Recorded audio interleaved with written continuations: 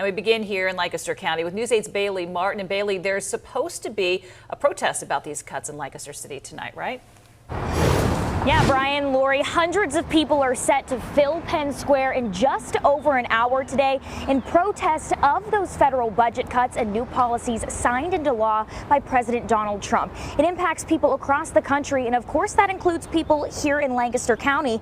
It's part of a nationwide string of protests happening today, held by different groups across the country. Types of Medicare. Indivisible is a national organization with a presence in Lancaster and a strong mission. We want to say as a people, as essentially the last resort, in a nonviolent and peaceful manner, we do not agree with this, we object to it, and we'd like to see a different kind of future. A vigil is being held in protest of President Trump's policies, including federal cuts to Medicaid.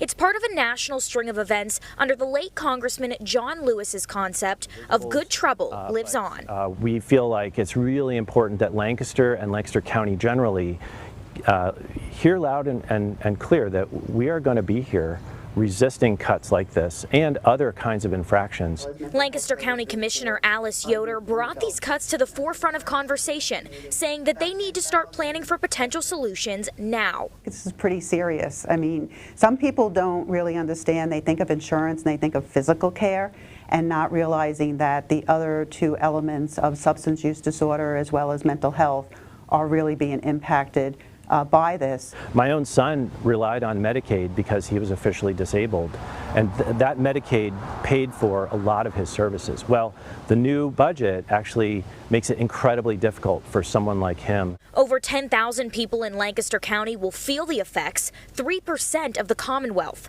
The county's analyzing next steps to prevent what Commissioner Yoder calls a slippery slope. So without those services being provided, there's a real risk that the hospitals will be seeing more people because people will wind up using emergency rooms. So, you know, that is a really big concern for us, as well as the jail. Trex Profit with Indivisible says it's creativity and support they're looking for. We have to at least go on with our mission of being a welcoming area for all of our people. And with that in mind, I think the county commissioners can play an important role. And I spoke with Commissioner Yoder today, and she tells me that those conversations are already happening to come up with a solution to support Lancaster County residents, and that those department heads are working to play prevent when that time comes. Again, that protest is happening here in Penn Square at 7 o'clock this evening. Live in Lancaster City, Bailey Martin, WGAL News 8. Bailey, thank you.